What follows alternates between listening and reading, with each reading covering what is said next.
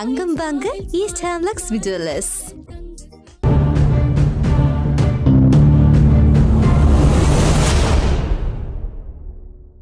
வணக்கம். மற்றொரு உண்மை நலச நிகழ்ச்சியோடு இணைந்திருக்கின்றோம். கடந்த நவம்பர் மாதம் வடக்கு கிழக்கு பகுதிகளில் மாவீர நினைவு கூறுகின்ற நினைவேந்தல் வாரம் மாவீரர் நாள் நிகழ்வுகள் பெரும் எழுச்சியாக இடம்பெற்றிருந்தது. இதனைத் தொடர்ந்து தமிழ் தாயகத்தின் சில இளைஞர்கள் பயங்கரவாத தடை சட்டத்தின் கீழ் கைது செய்யப்பட்டிருந்தனர். திருகோணமலையைச் சேர்ந்த 60 வயது நிரம்பிய தாய் ஒருவர் பயங்கரவாத தடுப்பு பிரிவின் விசாரணைக்கு அழைக்கப்படும் அந்த நிகழ்வும் அந்த நாட்களில் இடம்பெற்றிருந்தது. அனில்குமார் அரசாங்கமும் பயங்கரவாத தடை சட்டத்தை பிரயோகிக்கும் ஒரு போக்கில் இருக்கின்றது என்பதை எடுத்துரைக்கிறது.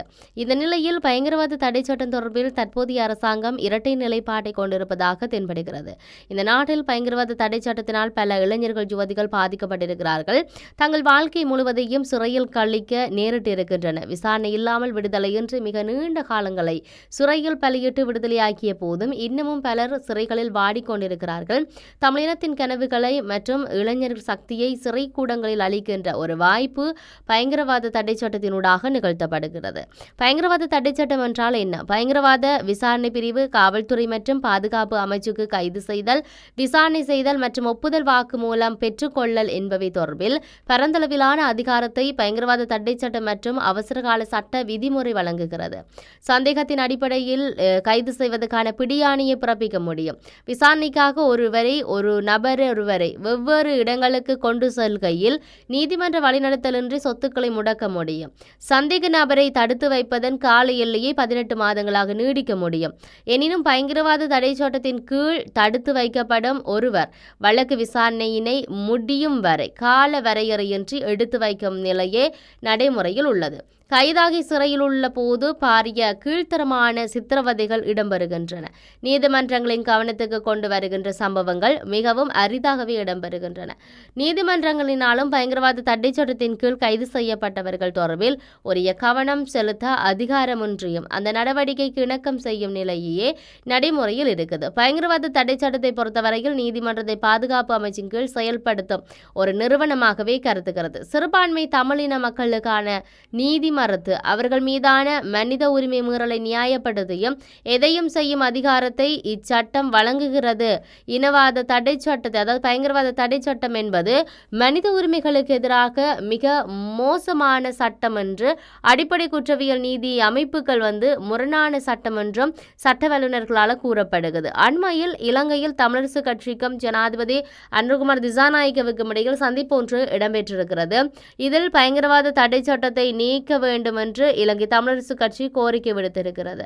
போர் முடிவடைந்த 15 ஆண்டுகள் கடந்துள்ள நிலையில் இன்னும் அந்த சட்டத்தை நடைமுறையில் வைத்திருப்பது நல்லது அல்ல என்றும் அதனை அகற்ற வேண்டும் என்று தமிழ் மக்களும் சிங்கள மக்களும் விரும்புகின்றார்கள் என்ற கருத்தையும் இலங்கை அரசிடம் தமிழரசு கட்சி வலியுறுத்தியுள்ளதாக அந்த கட்சியின் ஊடக பேச்சாளர் ஞானமுத்து ஸ்ரீநேசன் தெரிவித்திருக்கிறார். பயங்கரவாத தடை சட்டத்தை நீக்க வேண்டும் என்கின்ற ஒரு கோரிக்கையை தான் புரிந்து கொள்வதாகவும் எனினும் அந்த சட்டத்தை நீக்கினால் தென்னிலங்கையில் இருக்கும் சில இனவாதிகள் அதனை பயன்படுத்தி அரசியல் செய்ய முற்படுகின்றார்கள் என்றும் பயங்கரவாத தடை சட்டத்தை தாம் நீக்கப் போவதில்லை என்ற நிலைப்பாட்டை ஜனாதிபதி அனுகுமார் திசாநாயக்க வெளிப்படுத்தியிருக்கிறார்.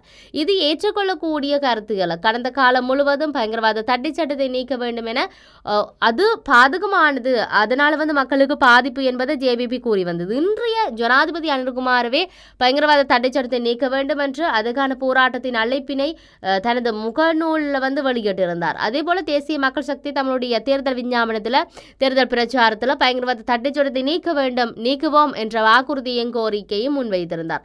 அதனை ஏற்றுக்கொண்டு மக்கள் தேசிய மக்கள் சக்திக்கு வாக்களித்திருக்கிறார்கள். மக்கள் ஆணையில் பயங்கரவாத தடை சட்டத்தை நீக்க வேண்டும் என்ற கோரிக்கையும் இருக்கிறது. ஆனால் தற்போது அனுகுமார் திசாநாயக்கர் பயங்கரவாத தடை சட்டத்தை நீக்கினால் தென்னிலங்கை பேரினவாதிகள் அதனை பயன்படுத்தி அரசியல் செய்வார்கள் என கூறுவது, தென்னிலங்கை அரசியல்வாதிகளை காரணம் காட்டி பயங்கரவாத தடை சட்டத்தை தொடர்ந்து நடைமுறையில் வைத்து தமிழ் மக்களை கொடுக்க வேண்டும் என்று நினைக்கின்ற அந்த பேரினவாத செயற்பாட்டத்தின் வெளிப்பாடாக இது இருக்கிறது. தற்போது தேசிய மக்கள் சக்தி அரசாங்கத்துக்கு எதிராக தென்னிலங்கையில் கோஷமிடுகின்ற சிங்கள பேரினவாத தலைவர்கள் கடந்த நாடாளுமன்ற தேர்தலில் சிங்கள மக்களால் தோற்கடிக்கப்பட்டவர்களை கண்டு அஞ்சி மக்களால் தெரிவு செய்யப்பட்ட பிரதிநிதிகளுடைய கோரிக்கையை மக்களுடைய ஆணையை நடைமுறைப்படுத்தாமல் இருப்பது நிறைவேற்றாமல் இருப்பது மிகப்பெரிய அநீதியும் ஊழலும் ஏமாற்றமாகும். கடந்த காலங்களில் மஹிந்த ராஜபக்ஷ அரசாங்கமாக இருக்கட்டும், மைத்ரிபால சிறிசேன அரசாங்கமாக இருக்கட்டும், ரணில் விக்ரமசிங்க அரசாங்கமாக இருக்கட்டும், அனைத்து அரசுகளும் இன்று அனுகுமார் திசாநாயக்க கூறுகின்ற அதே காரணத்தையே கூறியே பயங்கரவாத தடை சட்டத்தை நீக்காமல் இருந்தார்கள். பிறகு என்ன மாற்று நிகழ்ந்து விட்டது? மக்கள் ஆணையை மீறுகின்றதா இந்த அரசும் என்கின்ற கேள்வி இருக்கிறது. கடந்த காலங்களில் மைத்ரிபால சிறிசேன மற்றும் ரணில் விக்ரமசிங்க அரசாங்கத்தில் வெளிவிவகார அமைச்சராக இருந்த மங்கள சமரவீர ஐக்கிய நாடுகள் சபையில் உரையாற்றுகின்ற போது பயங்கரவாத தடை சட்டம் மிக மோசமான ஒரு சட்டம் என்றும் அதனை நீக்க வேண்டும், நீக்குவோம் என்கின்ற வாக்குறுதியை வழங்கினார். கடந்த கால அரசாங்கங்கள் அதாவது கால அவகாசம் என்ற ஒரு சலுகையை பெற்றிருந்தமையும் இங்கு நினைவில் கொள்ள வேண்டிய விடயமாக இது இருக்கிறது.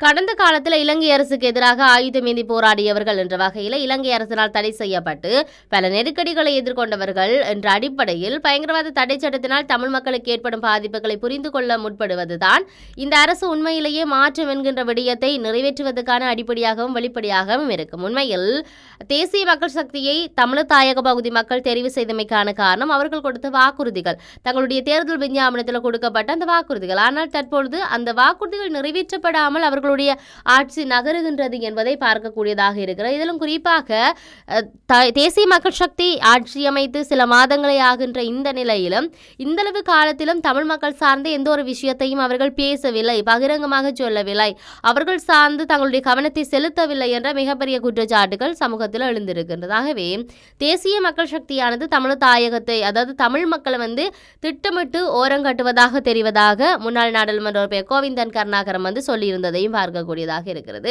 அவர் பல விடயங்களை சொல்லியிருந்தார். பயங்கரவாத தடை சட்டம் சார்ந்து பேசியிருந்தார். அதே போன்ற தமிழ் மக்கள் சார்ந்த எந்த ஒரு விஷயத்தையும் அவர் இவ்வளவு காலத்துக்கும் கொண்டு முன்னெடுத்து செல்லவில்லை என்ற விடயத்தை முன்வைத்திருந்தார். இப்படி தமிழர் தாயக பகுதியில் இருக்கக்கூடிய மக்கள் பிரதிநிதிகள் சிலர் இப்பொழுது கருத்துக்களை வெளியிட ஆரம்பித்திருக்கிறார்கள். அதாவது தேசிய மக்கள் சக்தி தமிழ் மக்கள் சார்ந்த எந்த ஒரு விஷயத்தையும் செய்யவில்லை என்று. ஆனால் மக்களுடைய கருத்துக்களை மக்களாக இருந்து பார்க்கின்ற பொழுது பல விடயங்கள் தெரிகிறது. அவர் கூறிய வாக்குறுதிகள் நிறைவேற்றப்படவில்லை. இதிலும் கூடுதலாக மக்கள் விரும்பிய ஒரு விடயம் பொருளாதாரத்துக்கு தங்களுடைய வாழ்க்கை செலவை ஏதோ ஒரு வகையில் தரம் உயர்த்தக்கூடியதாக இருக்கும். பொருட்களுடைய விலை குறைவு ஏற்படும், இல்லாட்டி பொருட்களுக்கான தட்டுப்பாடு என்று கிடைக்கக்கூடியதாக இருக்கும், தங்களுக்கான நிவாரணங்கள் கிடைக்கக்கூடியதாக இருக்கும் என்ற ஒரு விடயத்தை அவர்கள் மையப்படுத்தி தான் இந்த தேசிய மக்கள் சக்தியை தெரிவு செய்ததாக சொல்லுகிறார்கள். ஆனால் தேசிய மக்கள் சக்தி அவ்வாறான எந்த ஒரு நிலைப்பாட்டிலும் தங்களுடைய வேலைகளை அல்லது தங்களுடைய திட்டமிடலை செய்யவில்லை என்ற ஒரு விடயத்தை மக்கள் குற்றம் சாட்டுவதை நாம் பார்க்கக்கூடியதாக இருக்கிறது. அதிகளவிலான மக்களாக மக்கள் கருத்துக்களினூடாக நாங்கள் பார்ப்போமாக இருந்தால் இந்த விடயங்களை எல்லாம் நாங்கள் உற்று நோக்கக்கூடியதாகவும் அவதானிக்கக்கூடியதாகவும் இருக்கிறது. இதையும் தாண்டி சில இளையோர் சொல்லுகிறார்கள், முன்னர் ஒரு ஆட்சியை விட இப்போ இருக்கக்கூடிய ஆட்சி ஏதோ ஒரு வகையில் சுமூகமாக நடந்து கொண்டு செல்கிறது, ஏதாவது இருக்கக்கூடிய 5 அல்லது 6 வருடத்தில் ஏதாவது ஒரு நல்லது நடக்கும் என்கின்ற நம்பிக்கையில் தான் இவர்களை தெரிவு செய்ததாக. எது எப்படி இருந்தாலும் தமிழ் தாயகத்தில் இருக்கக்கூடிய தமிழ் மக்கள் சார்ந்து அவர்கள் தங்களுடைய கவனத்தை செலுத்த வேண்டும். அரசியலோடு சேர்ந்த அரசியல் சுய நிர்ணயம் தேவை எனவும் அவர்களுடைய அபிலாசிகள் நிறைவேற்றப்பட வேண்டும் என்பதும் மிகப்பெரிய விடயமாக இங்கு பார்க்கப்படுகிறது. இருப்பினும் இந்த பயங்கரவாத தடை சட்டம் சார்ந்து பல்வேறுபட்ட கருத்து வேறுபாடுகள் கருத்து முரண்பாடுகள் முன்வைக்கப்பட்டு கொண்டிருந்தாலும் இது சார்ந்து கவனம் எடுக்க வேண்டிய தேவை அரசாங்கத்துக்கு கட்டாயம் இருக்கிறது. முக்கியமாக அவர்கள் தங்களுடைய பிரச்சார மேடைகளிலும் சரி தங்களுடைய கடந்த காலங்களிலும் சரி அவர்கள் அளித்த இந்த வாக்குறுதிகளும் அவர்கள் கொடுத்திருந்த இந்த முன்மொழிவுகளும் மிக முக்கியமானது ஒன்றாக உற்று நோக்க பார்க்கப்படுகின்றது. பொறுத்திருந்து பார்ப்போம் இந்த பயங்கரவாத தடை சட்டம் சார்ந்து அரசாங்கம் என்ன செய்ய போகின்றது என்பதை மற்றொரு உண்மை நிகழ்ச்சியில் சந்திப்போம். வணக்கம்.